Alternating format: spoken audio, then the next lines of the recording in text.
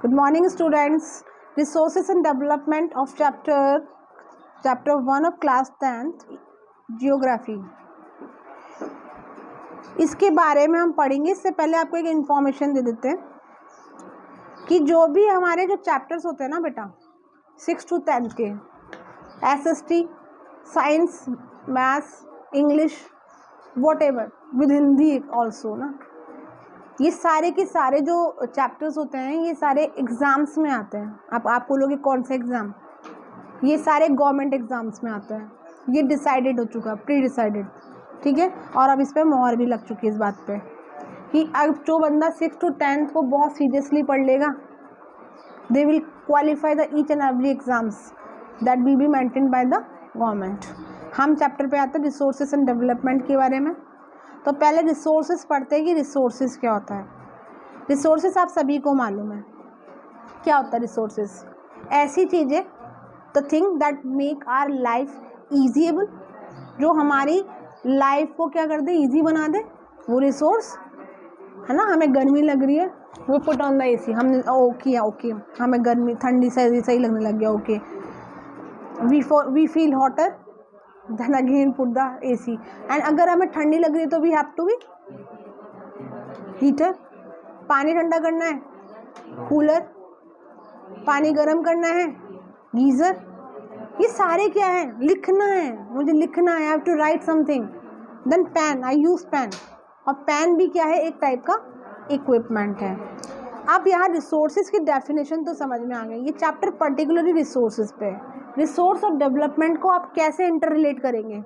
आप inter relate ऐसे करेंगे कि जैसे जैसे रिसोर्सेज बढ़ते जाएंगे हम कहेंगे हम ज़्यादा डेवलप हो रहे हैं। ऐसा ही होगा भाई। जिन लोगों के पास सारा सामान नहीं होता हम उनको लेस डेवलप मानते हैं, और जिनके पास पूरे के पूरे अमेनिटीज़ होती है, सब कुछ मालूम होता है इनको, तो वो कहते हैं कि वो बंदे ज़्यादा डेवलप्ड है। यही बोला जाता है ना। अब यहाँ पे हम पढ़ेंगे रिसोर्सेज के टाइप। आपको यहाँ पे एक ट्राइंगल दिख रहा है ना, इस ट्राइंगल को गौर कीजिएगा। ट्राइंगल में आता है कि human being, physical environment, technology, institution. ये क्या होता है कि जो ह्यूमन बीइंग इन तीनों पर डिपेंडेंट है, या फिर बोले कि ये तीनों ह्यूमन बीइंग पर डिपेंडेंट है, या फिर एक लाइन में बोलूँ कि ये तीनों क्यों है, ये सारी चीज़ें क्या आपस में इंटरडिपेंडेंट क्या है, ये सारी चीज़ें इंटरडिपेंडेंट है। मतलब कुल मिला के ये है कि अगर ह्यूमन बीइंग चाहेगा तो फिजिकल एनवायरनमेंट हमारा नेचर विल बी ग्रो, अगर नेचर चाहेगा तो we will be grow. We are all are independent to each other ना। How the plants and animals are interdependent to each other. Class 5th class का एक question था, तो हम बोलते थे कि because plants gives a what, food and oxygen, इसलिए ये बोला गया। आगे बढ़े बेटा, आगे आपको ये जो चीज़ें दे रखी हैं, ये जो फर्स्ट और सेकंड पैराग्राफ है, this is not good. Okay, now come, हम क्लासिफिकेशन पे आ जाते हैं। That is so important, that is so important. तो पहला जो आता है वो आता है बेसिस ऑफ ऑरिजिन। ऑरिजिन मतलब उत्पत्ति के हिसाब से। बायोटिक होते हैं, अबायोटिक होते हैं। बायोटिक क्या होते हैं? बायोटिक होता है जो लिविंग बीइंग से रिलेटेड होते हैं, और abiotic that non living thing. वो अब देखो बायो में अ लग गया ना, जैसे ए लग जाता है ना, ये इंग्लिश का एक हो गया कि लाइक मतलब क्या होता है, समान, और अलाइक अगर वर्ड लग जाता था तो असमान हो जाता है, अलाइक। फाइन, इनमें डिफरेंस होता है। अनलाइक भी असमान ही होता है, बट अलाइक और अनलाइक में बहुत ज़्यादा डिफरेंस होता है। ये हम इंग्लिश क्लासेस में देखेंगे, बायोटिक एंड अबायोटिक। अब बात जाती है दूसरी एग्जॉस्टिबिलिटी के ऊपर। एग्जॉस्टिबिलिटी का मतलब होता है ख़त्म होना या नहीं होना। एक होता है रिन्यूएबल। रिन्यूएबल बोले तो जो आप देखो सनलाइट है, सनलाइट इज रिन्यूएबल ना, आज आ गई फिर कल आएगी, कभी ख़त्म होती है नहीं। But non renewable which can not be renewed again, तो we have to be just take care of using of that. तो हम क्या करेंगे, petrol, petrol is non renewable. You know the symptom and rate of high, what the rate of going on the petrol, the 109 yesterday, है ना, I feel. तो ये जो इतनी जो ऊपर जा रही है ना, ये पेट्रोल की कीमत क्यों जा रही है? ये पेट्रोल की कीमत 2 रीज़न से जा रही होती है कि एक तो ये नॉन रिन्यूएबल है, मतलब इसको रिन्यू नहीं किया जा रहा। ऐसा नहीं कि रिन्यू नहीं किया जाएगा, बट लेगा, it take some more time, more thousands of years to be ago. Fine. दूसरी चीज़ वो तो गवर्नमेंट की बात है, वो नहीं करेंगे हम, ठीक है, उनको भी तो प्रॉफिट कमाना है ना। अब तीसरी आती है ऑनरशिप के बेस पे। ऑनरशिप के बेस में क्या होता है, इंडिविजुअल रिसोर्सेज। ये फैन चल रहा है, this is my individual resources, fine. जो किसी एक पर्टिकुलर बंदा हो, उस बंदे का रिसोर्सेज हो, तो वो इंडिविजुअल हुआ कि नहीं हुआ। एक होता है कम्युनिटी रिसोर्सेज। पार्क है हमारे अपार्टमेंट में, अपने पार्क है, ये पार्क क्या है, कम्युनिटी रिसोर्सेज। क्योंकि यहाँ पे क्या है, मंदिर भी है, यहाँ पे क्या है, पेड़ भी हैं। आप कोई भी यूजफुल जो पेड़ है आप उससे कुछ भी ले सकते हो। अब वहाँ जाके कोई भी बैठ सकता है, वहाँ जाके कुछ भी कर सकते हो। ये होता है ना, ये क्या है, कम्युनिटी रिसोर्सेज, मतलब पूरी कम्युनिटी का संसाधन है जो उनको इजीली कर रहा है। दूसरा आता है नेशनल रिसोर्सेज। नेशनल रिसोर्सेज क्या होता है, नेशनल रिसोर्सेज होते हैं that is being buy in our country, हमारी कंट्री के। जैसे एग्जाम्पल ले लेते हैं, एग्जाम्पल है एरोप्लेन। एरोप्लेन ठीक है, कोई एक एरोप्लेन है that is made in India, तो ये हमारे नेशनल रिसोर्सेज हुआ, ठीक है। इसे अमेरिका वाले बोलेंगे छोड़ो छोड़ो इस वाले को तो हम रखेंगे, ऐसा होगा नहीं होगा। ये हमारा ही है, हमारा राष्ट्रीय संसाधन है, नेशनल रिसोर्सेज है। इंटरनेशनल अब आप समझ गए होंगे। अब बात आती है डेवलपमेंट के बेस्ड पे। डेवलपमेंट के बेस पे आता है potential develop stocks and reserve. Potentials they can be capable to move and more resources, मतलब उन रिसोर्सेज का, उन संसाधन का आप और डेवलप कर सकते हो। पोटेंशियल एबिलिटी है, कैन डू, डेवलप्ड हो चुका जो होना था, अब नहीं। रिजर्व्स है, डिपेंड, रिजर्व का मतलब आरक्षित है, सेव करके काम करना पड़ेगा, बहुत रुक रुक के काम करना पड़ेगा एंड सो ऑन। यहाँ एक चार्ट दे रखा है, इस चार्ट पे जरा गौर कीजिएगा। जो चार्ट पे आप देख रहे हैं, ये जो आपको रिसोर्सेज वाला जो ये आपको जो फ्लो चार्ट दे रखा है ना, इस फ्लो चार्ट पे जाइएगा। इस फ्लो चार्ट पे क्या दिख रहा है आपको कि रिसोर्सेज दो टाइप के, देखो क्वेश्चन बन रहे हैं आपके, कितने सारे क्वेश्चन है 1 मार्क्स के। रिसोर्सेज कितने टाइप के होते हैं, 2 टाइप के। कौन कौन से, ह्यूमन रिसोर्सेज और नेचुरल रिसोर्सेज। नेचुरल रिसोर्सेज क्या होता है बेटा, that is obtained by the nature, यही बोला गया। और ह्यूमन रिसोर्सेज कौन हुए, जो मनुष्य बना रहा है। अब बात करते हैं नेचुरल रिसोर्सेज। अब नेचुरल रिसोर्सेज कितने टाइप के हुए बेटा, 2 टाइप के। कितने टाइप के हुए, कौन कौन से हुए, रिन्यूएबल और नॉन रिन्यूएबल। ह्यूमन रिसोर्सेज कितने टाइप के हैं, 2 टाइप के। देखो क्वांटिटी वाइज एक तो है, तो क्वालिटी वाइज होगा, और एक स्ट्रक्चर वाइज होगा, ठीक है। एक तो क्वांटिटी क्वालिटी वाइज होगा और एक होगा स्ट्रक्चर वाइज, ठीक है।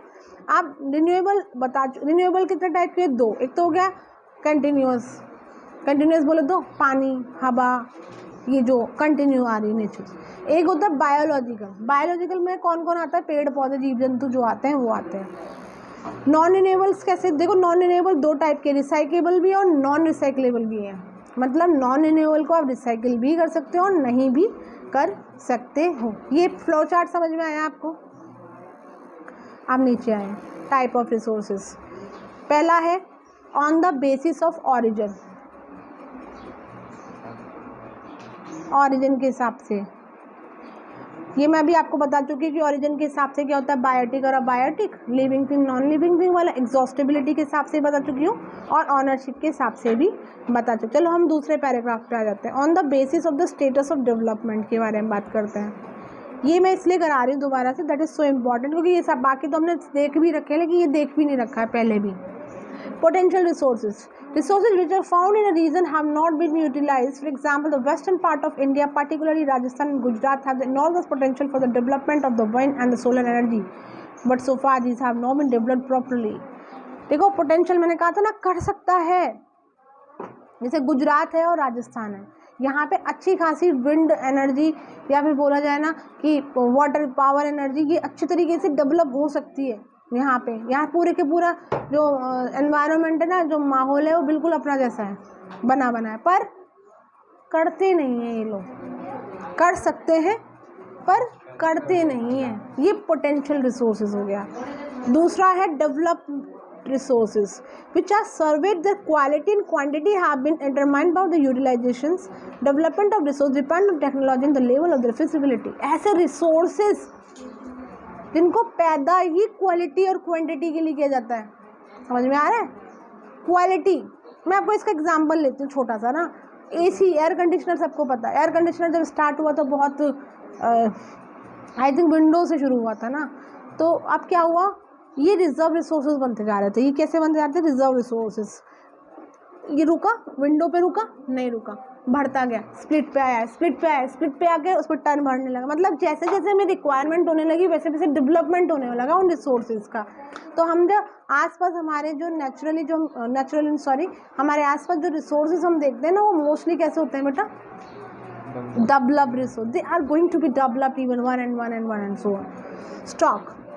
स्टॉक तो आपको पता ही चल रहा होगा। The material in the environment which have the potential to satisfy human need, but human beings do not have the appropriate technology to access. These include among stock, for example, what is a compound of two gases, hydrogen, oxygen. Hydrogen can be used as a rich source of energy, but do not have advanced technical know-how to use it. This purpose hence considered stock. अब stock का मतलब क्या हुआ, हमारे आसपास का resources जो हमारे पास हैं, हम जानते भी हैं कि इससे हम कुछ कर सकते हैं, लेकिन हम उससे नहीं करते। एग्जाम्पल, पानी अथाह मात्रा में फैला हुआ है हमारे पास, और हमें पता है कि पानी किससे बनता है, पानी बनता है 2 मोल ऑफ हाइड्रोजन और 1 मोल ऑफ ऑक्सीजन से मिलके बनता है। और हमें ये भी पता है कि हाइड्रोजन एक बहुत अच्छी एटॉमिक एनर्जी प्रोवाइड कर सकता है, काम में ले सकते हैं हम, पर हम करते हैं क्या, नहीं।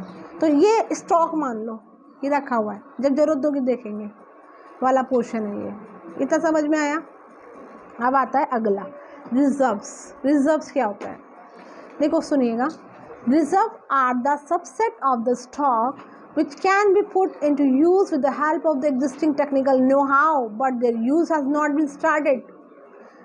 ऐसे रिसोर्सेज, जैसे पानी के केस में भी कर सकते हैं, ऐसे रिसोर्सेज जो किससे मिलके बने वो हमें पता है, उनका क्या यूज़ हो सकता है फर्दर वो भी हमें पता है, पर हम करते नहीं, लेकिन कर लेंगे। हमें अब ये भी पता चल गया कि कैसे, नो हाउ, हम जानते हैं कि कैसे, हाउ टू यूज़। तो इस टाइप के जो रिसोर्सेज है ना बेटा, वो बना reserve resources. Now I think you will better understand about the resources, type of resources.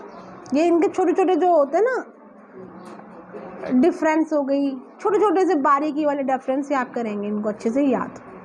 अगला पॉइंट आता है डेवलपमेंट ऑफ द रिसोर्सेज।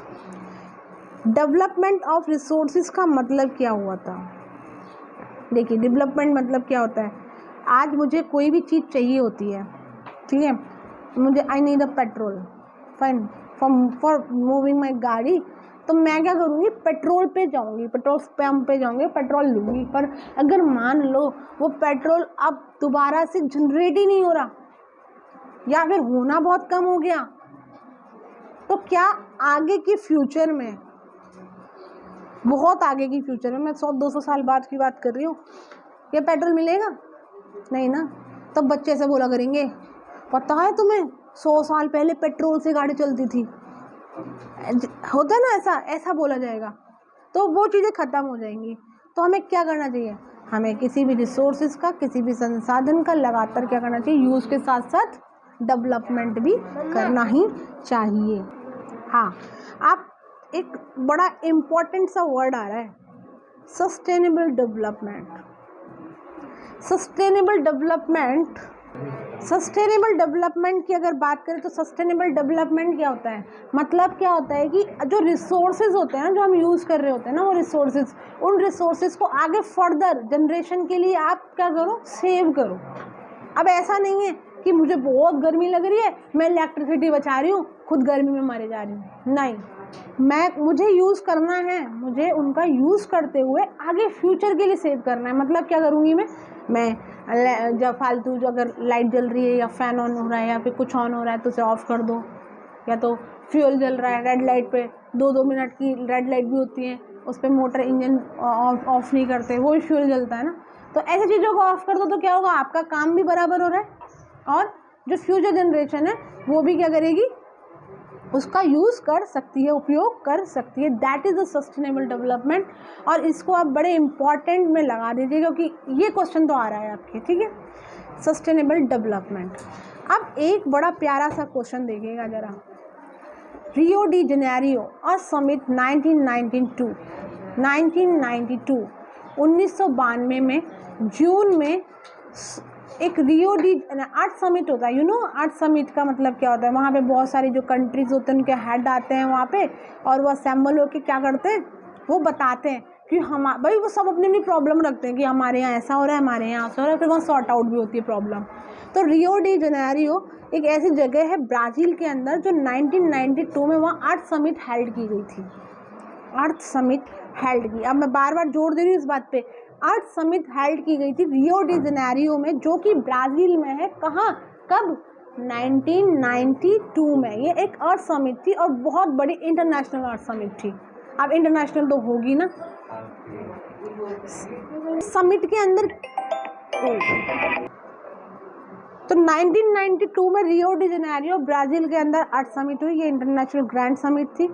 यहाँ पे क्या किया लोगों ने, यहाँ पे कुछ नहीं होता, ये जब भी समिट होती है ऐसा नहीं कुछ नहीं होता, मतलब इसका मतलब होता है कि ये लोग क्या करते हैं, जो सभी कंट्री वाले जो होते हैं उनके हेड होते हैं ना, वो क्या करते हैं, आते हैं वहाँ पे और सम्मेलन करते हैं और वो बताते हैं कि उनकी कंट्री में क्या क्या प्रॉब्लम है, कैसे ओवरकम किया जा सकता है, वो दूसरों को एडवाइस भी देते हैं, ठीक है।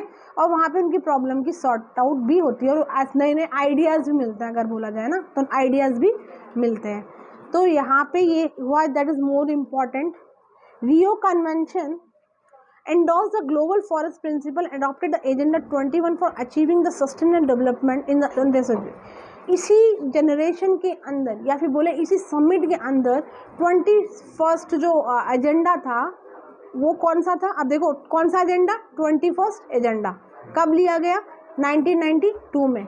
कब मीटिंग हुई, 1992 में ब्राज़ील में रियो डी जेनेरियो में इंटरनेशनल अर्थ समिट थी। एजेंडा क्या था, किससे कम था, क्या किसका था एजेंडा, सस्टेनेबल डेवलपमेंट का, वहाँ से एजेंडा लिया गया। अब ये एजेंडा 21 है क्या, इसके बारे में, it is declaration signed by the world leader in 1992 at the United Nations Conference on Environment and Development। अब ऑब्वियस बात है, it is a type of the declaration जो कि साइन भी होगा 1992 में, जहाँ लोग वर्ल्ड के जो लीडर्स आए हैं उनके द्वारा। कहाँ पे, देखो which took place in Rio de Janeiro, Brazil.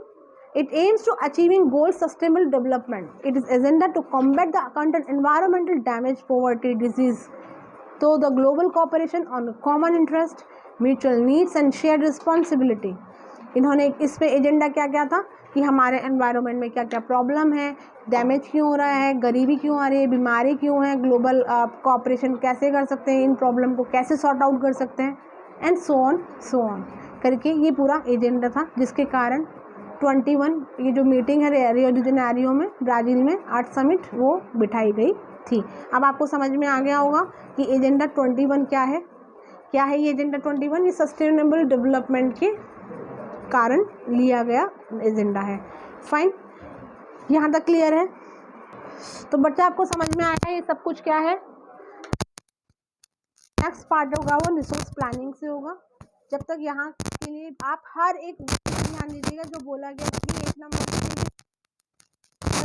Exam तो है ही, ठीक है। Till then take care, bye bye.